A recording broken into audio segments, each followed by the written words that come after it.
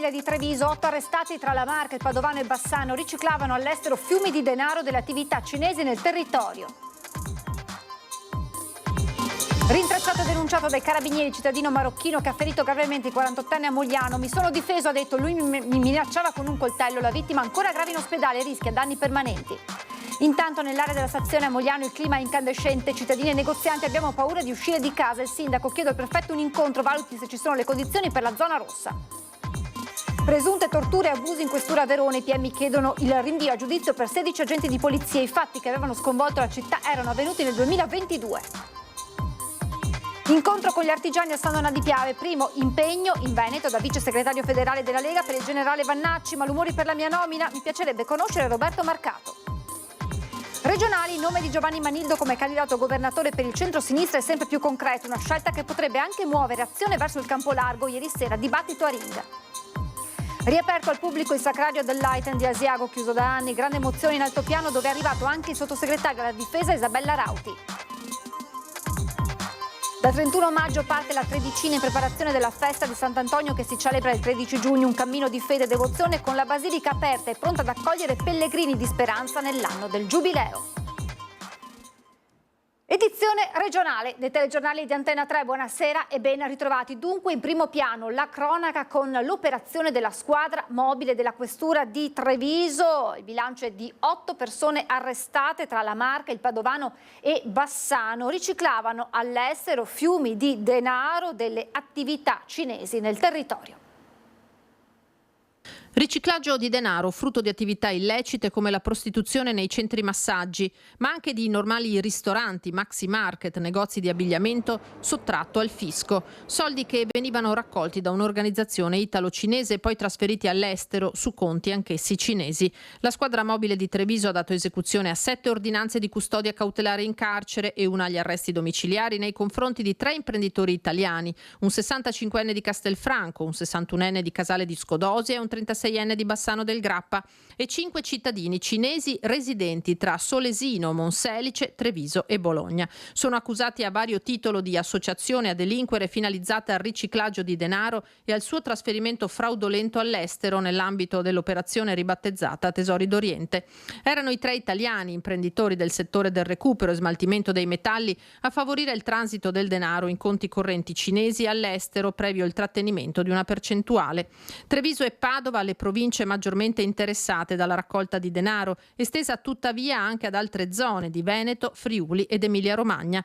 A Solesino la base logistica, al cui interno era stato ricavato un vano nascosto nel pavimento utilizzato per occultare i contanti. Le indagini, avviate a novembre, sono proseguite fino ad aprile. In circa 4 mesi, 5 mesi di indagine noi possiamo ipotizzare un volume, facendo una stima abbastanza anche prudenziale, un volume di denaro trasferito che si aggira poco sopra il €1.000.000. Nelle perquisizioni che sono attualmente ancora in corso sono già stati trovati più di €150.000 occultati con varie modalità. Operazioni finanziarie fraudolente, false fatture, ma anche l'uso di applicazioni cinesi come WeChat e Alipay, i metodi utilizzati per far sparire il denaro. Le indagini ora proseguiranno con l'analisi degli smartphone degli arrestati che la mobile ha sequestrato insieme a un'auto attrezzata con un doppio fondo. L'attività dell'imprenditoria sana noi la vogliamo non soltanto preservare ma custodire attraverso il contrasto di queste operazioni di speculazione che sicuramente incidono e fanno del male alla nostra economia. Restiamo nella Marca perché è stato rintracciato e denunciato dai carabinieri il cittadino marocchino che ieri pomeriggio ha gravemente ferito il 48enne a Mogliano. Mi sono difeso, ha raccontato, lui mi minacciava con un coltello. La vittima è ancora grave in ospedale, rischia danni permanenti. Fatto tutto. La violenta aggressione, poi la fuga. I carabinieri hanno rintracciato in tarda serata a casa sua l'aggressore del 48enne gravemente ferito in stazione a Mogliano. Si tratta di un 47enne di origini marocchine, incensurato, segnalato solamente per un episodio di ubriachezza. La vittima è tuttora ricoverata in serie condizioni all'ospedale di Mestre. La bottiglia di birra con cui il rivale ha sferrato il colpo al collo ha procurato un profondo taglio. Reciso un nervo cranico, l'uomo potrebbe riportare danni permanenti. All'aggressore i militari sono arrivati velocemente. Grazie alle videosorveglianze e quindi all'attività della stazione di Mogliano, che è intervenuta immediatamente sul posto, chiamata dai soggetti che hanno assistito al fatto, sono riusciti appunto a identificare e a raggiungere il soggetto che era nella sua abitazione domiciliato a Mogliano, e all'esito quindi è stato poi denunciato per lesioni gravissime. Il litigio, stando ai testimoni, sarebbe incominciato nel tunnel della stazione e poi proseguito all'esterno. I due sono venuti alle mani una prima volta, quindi sono stati divisi e sono tornati nuovamente a picchiarsi. È a quel punto che è stata sferrata la bottigliata. Mi sono solamente difeso, lui aveva un coltello, ha raccontato il 47enne, ma della lama non c'è attualmente riscontro. Il soggetto ha fatto delle prime dichiarazioni che chiaramente poi vanno tutte verificate, parlando di una aggressione da parte del ferito, della vittima, che però dovremo verificare. Sulle motivazioni non ha detto molto. Regolare sul territorio nazionale, il denunciato, così come l'aggredito, sono volti noti nella zona della stazione di Mogliano, area non nuova a episodi violenti. Le stazioni sono dei luoghi dove stazionano appunto soggetti che non sempre hanno, come dire, un normale comportamento dal punto di vista dell'ordine pubblico e della sicurezza pubblica, quindi comunque, essendo una zona di passaggio, è soggetta a particolare attenzione. E nell'area della stazione di Mogliano il clima è incandescente e si prende strada l'ipotesi di una zona rossa. Un fatto grave quello che è accaduto ieri qui a Mogliano, un fatto che non possiamo assolutamente tollerare. Chiederò appuntamento al prefetto per capire assieme quello che si può fare e per vedere se ci sono gli estremi per istituire una zona rossa. Non usa mezzi termini il sindaco di Mogliano, che presto andrà dal prefetto. L'aggressione finita nel sangue ha scosso l'intera comunità. Gli stessi residenti chiedono che la zona venga sorvegliata maggiormente. L'idea di una zona rossa è richiesta dagli stessi cittadini. Si potrebbe provare per un periodo. Sì, vedere come funziona. Certo che può servire. Noi abbiamo il terrore, io non esco mai a buttare giù le immondizie, non so, a una certa ora, perché comunque sono tutti là distesi. Cioè c'è una delinquenza, droga, un po' di tutto. L'area che si trova a ridosso della stazione è quotidianamente presidiata da tossicodipendenti e spacciatori. Non è la prima volta, Qua succedono spessissimo liti. Questa zona qua va recintata, come hanno fatto a Treviso, va messa anche là una recinzione, perché sennò diventano dei covi dove fare queste trattative fra sti personaggi, insomma. Per droga? Naturalmente. L'uomo colpito al collo, il sangue copioso a terra, scene che hanno scioccato la gente, soprattutto perché è accaduto in pieno giorno. Potenziate già le telecamere di sicurezza, non solo, spiega il vice sindaco Leonardo Muraro. Io sto chiedendo di incrementare anche le forze della polizia locale. Da 32 ho chiesto di aumentare perlomeno 2 o 3 nuovi agenti, perché se vogliamo incrementare quel progetto che sto portando avanti di creare una pattuglia serale perlomeno fino alle 8, alle 10 di sera, che possa percorrere il centro della nostra città, e non solo, abbiamo bisogno di turnazione di uomini e un maggior numero di uomini. Nella fontana ancora le tracce del sangue del 48enne ferito, la gente è esasperata. Quello è vero, perché anche noi abbiamo sempre delle segnalazioni per quello che accade. Purtroppo da un quartiere, chiamiamolo piuttosto calmo, negli ultimi anni è diventato un quartiere sinceramente da aver paura, soprattutto in certe ore. Ci vuole in quella zona, ci spiega il consigliere del quartiere Ovest, un presidio fisso di forze dell'ordine. La situazione è ormai insostenibile. Altri 9 agenti della squadra volanti si sono aggiunti all'elenco degli indagati nell'inchiesta sulle presunte torture e lesioni avvenute nella questura di Verona tra l'agosto e novembre 2022 ai danni di persone fermate. Con questi salgono a 16 poliziotti per i quali i PM veronesi hanno chiesto il rinvio a giudizio. Le azioni violente contestate dai magistrati sarebbero avvenute nei confronti di 2 fermati, un italiano e un marocchino, all'interno della cosiddetta sala acquario, ma anche nei corridoi e nella sala di redazione atti e e avendo visto inizialmente 28 indagati. Ora i 16 imputati dovranno presentarsi all'udienza preliminare fissata il 22 settembre prossimo. Oltre alla richiesta del giudizio per questi sono stati già concordati 2 giudizi immediati, 2 patteggiamenti, mentre per altri 8 l'inchiesta si è chiusa con l'archiviazione delle accuse. Dalla Germania al Sudafrica, passando dagli Emirati Arabi, sono arrivati a Venezia i delegati delle prime grosse imprese internazionali pronte ad investire nella ZLS del porto. Sono arrivati a Venezia dagli Emirati Arabi Uniti, dall'India, dalla Germania, dal Sudafrica. Sono rappresentanti di imprese, banche di investimento, holding finanziarie, società attive ad esempio nella logistica o nelle energie rinnovabili. Ma sono soprattutto i delegati di realtà economiche disposti ad investire nella ZLS, la zona logistica speciale Porto di Venezia e Rodigino, detta Blue Gate. Siamo già andati ad Osaka in occasione dell'Expo e lì abbiamo incontrato, in 3 incontri specifici, abbiamo incontrato decine di imprenditori giapponesi che anche lì in quell'occasione ci hanno detto che sono interessati a investire in Veneto e in particolar modo nella Blue Gate. Quella di Santa Marta, all'interno dell'area portuale veneziana, è la prima tappa di una 3 giorni di incoming, come si dice in gergo, cioè di ingresso, in senso economico si intende, di nuovi investitori nella ZLS.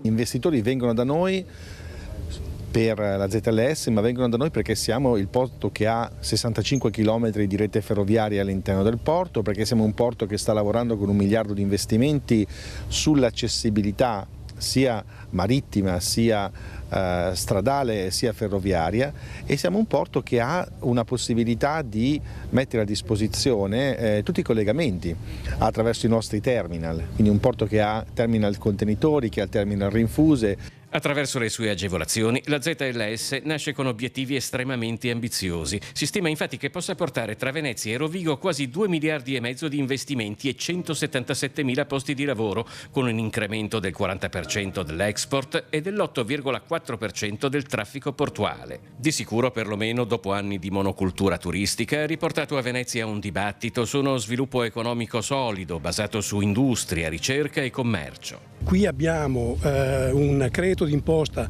di 80 milioni di euro in disponibilità delle imprese che vogliono venire qui, ma soprattutto la Blue Gate è uno strumento di semplificazione normativa, burocratica, amministrativa e di accompagnamento delle imprese a investire qui. E di Roberto Marcato ha parlato tra le altre cose il generale Vannacci, che è tornato in Veneto per la prima volta da vice segretario federale della Lega. Io non lo conosco l'assessore Marcato, mi auguro prima o poi di conoscerlo. L'ho visto in fotografia, insomma, una persona alta, grande, imponente, e quindi mi auguro che magari avremo l'opportunità di parlare prossimamente. Sa, giudicare le persone o comunque dire qualcosa di loro senza conoscerle è sempre brutto. Torna in Veneto per la prima volta da vice di Matteo Salvini il generale Roberto Vannacci e puntualmente non si scompone né in volto né a parole alla domanda sui mal di pancia nella Lega seguiti alla sua nomina a vice segretario federale, se già non fossero bastati quelli per la sua candidatura alle elezioni europee. Proprio da europarlamentare incontra a San Donà di Piave il territorio, gli artigiani, ricorda l'ampio consenso raccolto in Veneto, 73.000 preferenze, e per le regionali d'autunno non ha dubbi su chi debba esprimere il candidato presidente del centrodestra. Il Veneto è stata una regione governata benissimo dalla Lega e quindi ritengo che il consenso ci sia e ritengo che la leadership della Lega debba essere riconfermata. Sono qua anche per questo, sono qua anche per portare ottimismo e per tastare il terreno. No? Facciamo lo shaping of the battlefield, la conformazione del terreno di battaglia per le prossime regionali. Terzo mandato, questione superata, le norme in vigore vanno rispettate, taglia corto Vannacci, e modificarle sotto elezioni saprebbe di provvedimento ad personam. Zaia governatore ha alzato l'asticella, aggiunge chi verrà dopo di lui dovrà tenerne conto. Sulla tanto dibattuta lista Vannacci a sostegno del candidato presidente dice e non dice. Fa parte della sorpresa, che è un'arte, diciamo è un principio dell'arte della guerra, e quindi insomma non gliela svelerei oggi. Sicuramente la strategia della Lega è quella di ottenere il maggior risultato possibile e diciamo la maggiore efficacia possibile. Quindi ci riuniremo, stabiliremo quali sono le tattiche e le strategie vincenti e poi passeremo in fase condotta. Continuiamo con la politica, con le regionali. Il nome di Giovanni Manildo come candidato governatore per il centro-sinistra è sempre più concreto, una scelta che potrebbe anche muovere azione verso il campo largo. Il dibattito ieri sera a Ring. Noi abbiamo sempre detto che come azione il nostro miglior risultato è quello di fare in modo che emergano dei candidati moderati in entrambe le coalizioni. Centrosinistra ha fatto un candidato moderato e quindi siamo già soddisfatti, vediamo cosa farà il centrodestra. E se alla fine il nome di Giovanni Manildo fosse quello che convince Azione a scegliere il campo largo del centrosinistra? L'avvocato che sconfisse Gentilini a Treviso conquistando la rocca leghista non è ancora stato ufficializzato per la corsa governatore, ma la scelta sembra ormai un segreto di Pulcinella. E i calendiani, che i più hanno sempre dato vicino al centrodestra per le regionali in Veneto, potrebbero anche cambiare idea, nel segno di un candidato che il presidente regionale di Azione conosce molto bene per averci lavorato fianco a fianco per anni. L'apprezzamento a Giovanni Manildo non può che esserci perché insomma è un apprezzamento che viene da lontano, dopodiché insomma la politica si fa anche con i programmi. E senza dimenticare che alla fine la decisione spetterà pur sempre a Carlo Calenda, uno che non ha mai lesinato lodi nei confronti dei leghisti come Zaia e Conte. Mai dire mai dunque, ma è significativo che il nome di Manildo riesca a mettere d'accordo elementi distanti come Azione e Alleanza Verdi-Sinistra. Se non è campo largo questo. Giovanni Manildo è l'unico sindaco che ha sconfitto la Lega nel suo momento di forza del centro-sinistra, purtroppo è anche l'unico della città di Treviso che non ha fatto il secondo mandato. Esatto. Ma c'è un motivo però del perché non ha fatto il secondo mandato. Ce lo spieghi in 10 secondi. Nel 2013 centro-sinistra tradizionale e abbiamo vinto. Nel 2018 invece qualcuno gli aveva suggerito che si poteva fare a meno della sinistra perché bisogna andare a prendere i voti di centro e i risultati li abbiamo visti e infatti oggi penso che invece la candidatura di Manildo come eventuale governatore della regione possa rappresentare trasversalmente tutta la coalizione. Messaggio chiaro al Partito Democratico che intanto cerca di fare ordine e continua a schermirsi sul nome. Manildo? Sì, certo, è un'ipotesi, ma solo una delle tante sul tavolo. La tattica, presa in prestito dallo sport, è quella dell'attendismo. Le regionali sono come una partita di calcio, quindi si attua la formazione migliore quando si capisce che squadra mette in campo anche l'altra parte e francamente per una volta mi lasci dire che questo tavolo si sta conducendo in maniera ordinata sui temi, avendo portato sulle piazze 21.000 persone chiedendogli che Veneto desiderano per il futuro. Una cosa è certa per il PD regionale, contromessaggio agli alleati di coalizione. Il timone delle decisioni spetta al partito di maggiore peso elettorale. Nel rispetto di tutte le sensibilità del campo progressista, parlo di AVS, parlo dei 5 Stelle, parlo di Italia Viva e capiremo nelle interlocuzioni che ci sono rispettose con Azione se le nostre proposte sono buone, ma il Partito Democratico ovviamente rivendica la gestione e la proposta in accordo con gli alleati di una candidata o di un candidato valido. Cambiamo argomento, andiamo ad Asiago, dove è stato riaperto al pubblico il sacrario della Leiten dopo anni di chiusura. Un arco, un parallelepipedo bianco, luccicante di marmo nel mare di verde dell'altopiano dei 7 comuni a 2 passi dal centro di Asiago. Questo è il sacrario dell'Leiten. Si aspettava da tanto tempo la riapertura delle aree che si possono visitare. C'è stato un primo intervento da 150.000 euro che ha permesso di aprire queste zone che si possono finalmente vedere e dalle quali si gode una vista bellissima, grande emozione in altopiano oggi. Sì, è un grande momento per la nostra comunità, ma anche per le molte persone che vengono ad Asiago a conoscere i fatti che hanno contraddistinto la nostra storia. Una storia triste, una storia fatta di sofferenza ed era dovuto il tributo verso ai molti caduti che riposano dentro questa struttura. La riapertura è frutto di un lavoro di squadra, ma anche della pressione esercitata dall'altopiano e dai suoi rappresentanti nei confronti del governo. Il fatto che sia stato riaperto è certamente fatto significativo perché abbiamo dovuto operare con molta sollecitazione verso gli organi di governo e grazie alla sensibilità del generale Rispoli e grazie alla sensibilità anche del governo, il ministro Crosetto, sottosegretario Rauti, siamo riusciti a conseguire questo obiettivo, che è un obiettivo di rispetto verso la memoria dei caduti e di molte persone che vengono sull'altopiano apposta per conoscere i fatti che hanno caratterizzato il nostro territorio. Il Sacrario non custodisce solo le spoglie di 54.000 caduti, più della metà dei quali rimasti senza nome. Custodisce soprattutto la memoria di quel che è stato e con essa le storie di chi ha vissuto ed è morto sull'altopiano nel carnaio della Guerra Granda. Come Adolfo Ferrero, che scrisse una lettera piena di vita ai familiari poco prima di andare all'assalto dell'Ortigara. Quella lettera, perduta e ritrovata, è fra i cimeli del piccolo museo dell'Aiten.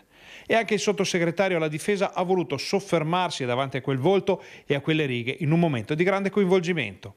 Questo luogo sacro racconta la storia, racconta anche una storia di eroismo, di battaglie, ma anche è diventato un luogo di riconciliazione perché qui riposano le spoglie note e ignote di soldati italiani ma anche austro-ungarici, quindi è davvero un luogo di memoria collettiva e condivisa, ci sono stati atti di eroismo e anche queste lettere sono dei racconti autentici di ragazzi giovanissimi che hanno scelto di mettere la patria al di sopra di tutto, anche al di sopra della loro vita.